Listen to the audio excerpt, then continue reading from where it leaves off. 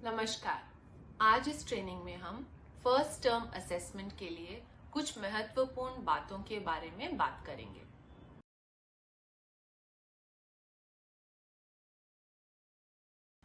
First term assessment में school और गृह के लक्ष्यों का मूल्यांकन होगा। इसे आप स्कूल में ही करेंगे। जो गतिविधियां देखकर मापी जा सकती हैं, उन्हें देखकर, और जिन चीजों के लिए बच्चों से गतिविधियां करवा के लेनी पड़ेंगी, उन्हें करवा कर मार्क किया जाएगा। और ये सब कुछ दिशा कैलेंडर में दिए गई तारीखों के अनुसार होना चाहिए। एक प्रभावी असेसमेंट के लिए बहुत सारी चीजों के ऊपर ध्यान देना जरूरी है। इस वीडियो में हम 5 ऐसी बातों के बारे में बात करेंगे। पहली बात, असेसमेंट से पहले किस तरीके की तैयारी कर लेनी चाहिए। असेसमेंट करते समय किन बातों को ध्यान में रखना जरूरी है। सही तरीके से स्कोरिंग कैसे की जाती है। एक विस्तृत रिपोर्ट कार्ड कैसे भरना है। और पालक मीटिंग के लिए किन महत्वपूर्ण मुद्दों के ऊपर ध्यान देना है। असेसमेंट करने से पहले कुछ ध्यान में रखने वाली बातें। सबसे पहली बात तो अपने सभी बच्चों के लक्ष्यों को एक बार फिर से पढ़िए।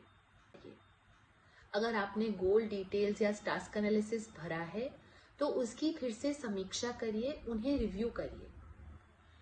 आपको दिखाई देगा कि कुछ लक्ष्य ऐसे हैं जो आप कक्षा में बच्चे को करते हुए देख चुके हैं, जैसे एडीएल के गोल्स खाना खाते समय, संचार के गोल्स क्लासरूम में बातचीत करते समय इत्यादि। इन सब लक्ष्यों को असेसमेंट में पहले से ही भर लीजिए। फिर उन लक्ष्यों की एक सूची बनाइए जिसमें आपको बच्चे से गतिविधि करवा के लेनी पड़ेगी, जैसे शैक्षणिक गतिविधियों में भाषा या गणित के लक्ष्य। अगर कोई नया एडमिशन आपके स्कूल में आया है तो उसका फर्स्ट टर्म असेसमेंट तब तक मत करिए जब तक उस बच्चे को 1 महीना आप आईईपी करे हुए नहीं हुआ हो। अगर आईईपी करे हुए 1 महीना नहीं हुआ है तो आप फर्स्ट टर्म असेसमेंट में नॉट डन भर सकते हैं। अब अगला पॉइंट है, असेसमेंट करते समय किन बातों को ध्यान में रखना जरूरी है। पहली बात तो बच्चे के आकलन के लिए सभी जरूरत की सामग्री पहले से ही तैयार रखें। एक और जरूरी बात यह है कि मूल्यांकन के समय वही टीचिंग लर्निंग मटेरियल या सामग्री इस्तेमाल करिए जो आपने कक्षा में उपयोग करी है। नई सामग्री से कई बार बच्चे परेशान होते हैं और सही मूल्यांकन नहीं हो पाता। मूल्यांकन के समय यदि बच्चा किसी गतिविधि को नहीं कर पा रहा या उसको मुश्किल आ रही है तो अगले लक्ष्य की ओर बढ़िए। मूल्यांकन खत्म होने पर आप वापस इस लक्ष्य की ओर आ सकते हैं। अगर मूल्यांकन करते समय बच्चा किसी तरीके का व्यवहार दिखाता है या उसको वो गतिविधि करने की इच्छा नहीं है तो सबसे अच्छा होगा कि हम बच्चे का मूल्यांकन किसी और दिन पे रखें। जबरदस्ती मूल्यांकन कराने से कोई फायदा नहीं होगा। मूल्यांकन का समय उतना ही निर्धारित कीजिए जितना बच्चे की बैठने की क्षमता है। अगर उसके बैठने की क्षमता से ज्यादा समय से उसको बिठाएंगे तो बच्चा चिड़चिड़ा होगा और मूल्यांकन पे प्रभाव पड़ेगा। अगर फर्स्ट टर्म का मूल्यांकन करते समय आपको ऐसा लगता है कि बेसलाइन में कोई स्कोरिंग कुछ गलत हुई है तो उसका संशोधन आप फर्स्ट टर्म में कर सकते हैं। उदाहरण के लिए, अगर फर्स्ट टर्म में ऐसा लगता है कि बच्चा किसी गतिविधि में काफी नीचे है लेकिन आपने बेसलाइन में उसे ऊपर मार्किंग दी है तो आप फर्स्ट टर्म में वो मार्किंग कीजिए जो आपको दिखाई दे रही है। ये चिंता मत करिए कि बेसलाइन में जो है स्कोर वो ऊपर है और फर्स्ट टर्म में नीचे दिखाई देगा। जैसा है, जैसा दिखाई देता है उसी तरीके से मार्किंग करना बहुत जरूरी है। स्कोरिंग के समय ध्यान में रखने वाली बातें। स्कोरिंग करने से पहले ये याद रखना बहुत जरूरी है कि हम फर्स्ट टर्म असेसमेंट करते किस लिए हैं।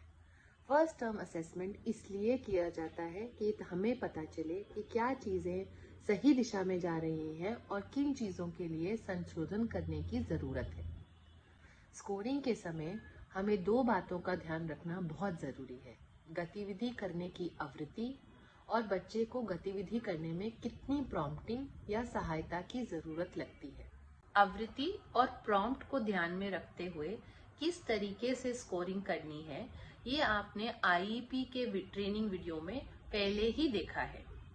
आइए देखते हैं कि क्लासरूम में, कक्षा में किस तरीके से ये स्कोरिंग देखी जाती है और किस प्रकार से इन चीजों को ध्यान में रखते हुए हमें स्कोरिंग करनी है। चलिए स्कोरिंग के स्तरों पर एक बार फिर से ध्यान देते हैं।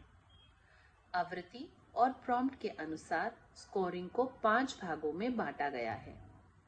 पहला है निर्भर, फिर है आंशिक रूप से स्वतंत्र जिसके 3 भाग हैं। पहला 1 से 35, दूसरा 36 से 70 और तीसरा 71 से 99।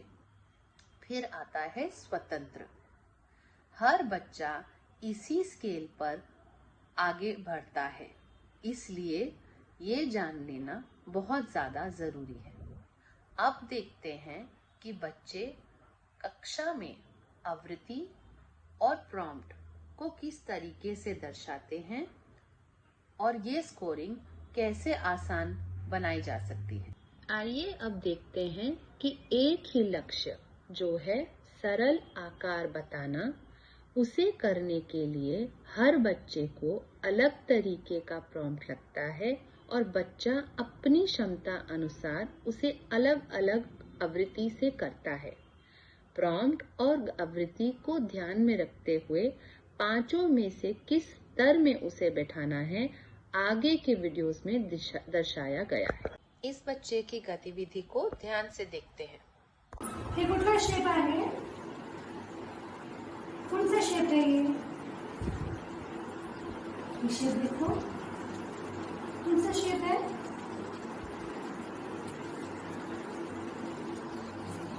इसमें से सर्कल दोगे? सर्कल, फक्त एक पाहिजे, सर्कल पाहिजे, देणार? खरी बात.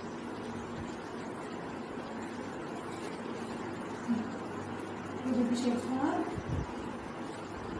सर्कल कुठे आहे? असा शेप आहे ना, सर्कल. सेम कुठे आहे?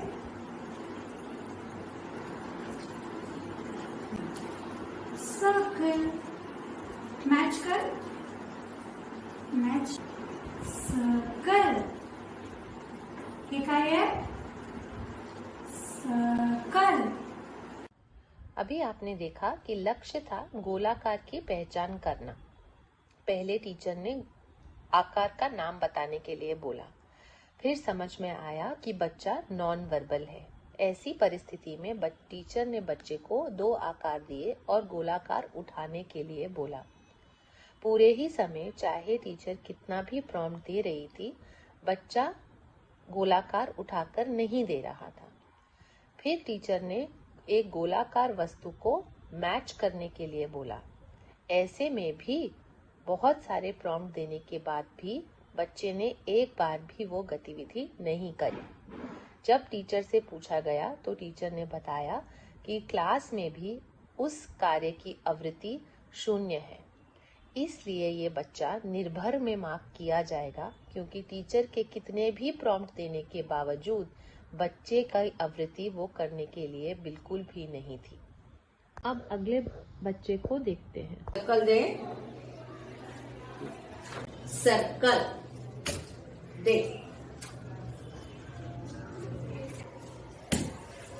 वेरी गुड, बहुत अच्छा, मस्त. OYO OYO. Match, match.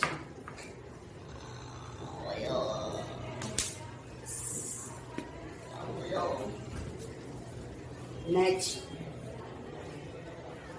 Match, match. इस वीडियो में जो बच्चा है उसे ऑटिज्म है और आपने देखा कि गतिविधि करते समय टीचर को बहुत सारी व्यवहार की मुश्किलें आ रही थीं, लेकिन लक्ष्य वही था, गोलाकार को पहचानना। बहुत सारे प्रॉम्प्ट देने पर भी बच्चे ने यह गतिविधि बहुत कम आवृत्ति से करी। आपने इस वीडियो में देखा, क्योंकि बच्चे को ऑटिज्म है, टीचर ने जो इंस्ट्रक्शन है वो बहुत ही सरल और स्पष्ट शब्दों में दिए और बच्चे से कार्रवाई करवा के ली। लेकिन बच्चे की करने की आवृत्ति यहाँ पर और कक्षा में भी कम है और प्रॉम्प्ट ज़्यादा लगता है, इसलिए ये बच्चा आंशिक रूप से स्वतंत्र 1 से 35 के अंदर मार्क किया जाएगा। अब अगले बच्चे का वीडियो देखते हैं। सर्कल दे दो, सर्कल सर्कल सर्कल। अच्छा, मैच करो, सर्कल मैच मैच करो, good job. Match, circle circle circle, ऐसा सर्कल। मैच करो, मैच करो, ये कहाँ है? सर्कल, ऐसा। Very good. इस वीडियो में आपने देखा कि बच्ची कई बार गोलाकार बता पा रही है, लेकिन कुछ बार वह गलती भी कर रही है। टीचर मध्यम प्रॉम्प्ट देके उससे ये गतिविधि करवा रही है। ऐसी परिस्थिति में जब बच्चे को मध्यम प्रॉम्प्ट देके बच्चा मध्यम आवृत्ति से कोई कार्यवाही कर पाए, तो हम उसको आंशिक रूप से स्वतंत्र में 35 से 70 के बीच में मार्क करेंगे। आंशिक रूप से स्वतंत्र का आखिरी स्तर देखते हैं। ये सेब का नाव का है। सर्कल कहाँ है? सर्कल किधर है? सर्कल नहीं है। देखो फिर से, सब दोनों कार्ड देखो। सर्कल किधर है? ये आता मैचिंग कर सर्कल। कुठला कार्ड जाना है? इस वीडियो में आपने देखा कि बच्चा ज्यादातर बार सही उत्तर देता है और सिर्फ एक बार उसने गलती करी, और टीचर के प्रॉम्प्ट पर ध्यान देना भी बहुत जरूरी है। इस वीडियो में टीचर ने बहुत ही क्रम प्रॉम्प्ट देके ये गतिविधि बच्चे से करवाई।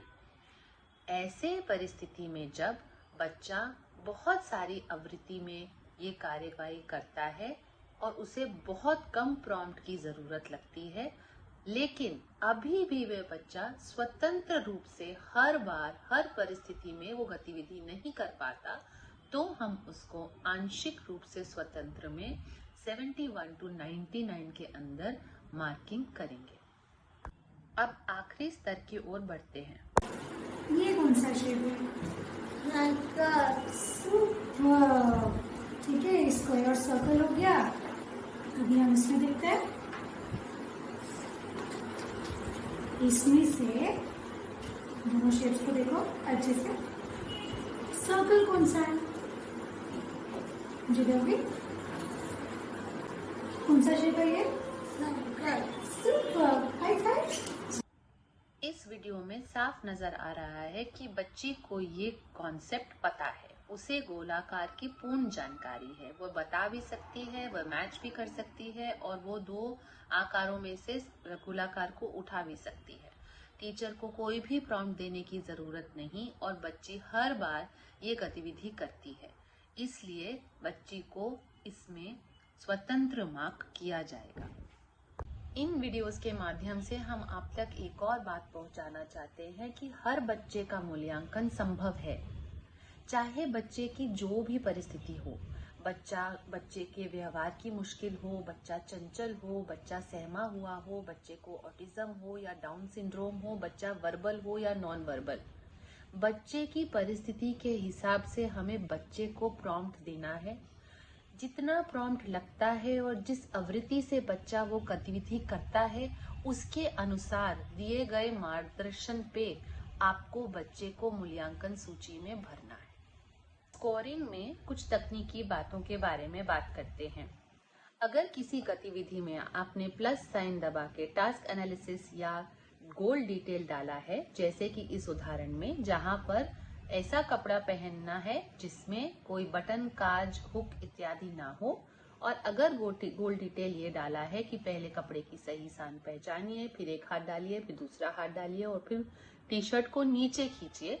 अगर आपके बच्चे ने ये सारे कदम करना सीख लिया है तो क्या हम इसको स्वतंत्र में डालेंगे? नहीं, हमें सबसे पहले जांचना पड़ेगा कि बच्चा किस आवृत्ति से ये कार्य करता है और उसे कितना प्रॉम्प्ट लगता है। अगर आवृत्ति अभी भी 100% नहीं है और थोड़ा भी प्रॉम्प्ट लगता है तो हम बच्चे को आंशिक रूप से स्वतंत्र में रखेंगे। स्वतंत्र में हम तब डालेंगे जब ये सारे कदम बच्चा 100% आवृत्ति से करे और उसे कोई भी प्रॉम्प्ट ना लगे। अब एक शैक्षणिक लक्ष्य में गोल डिटेल के बारे में देखते हैं।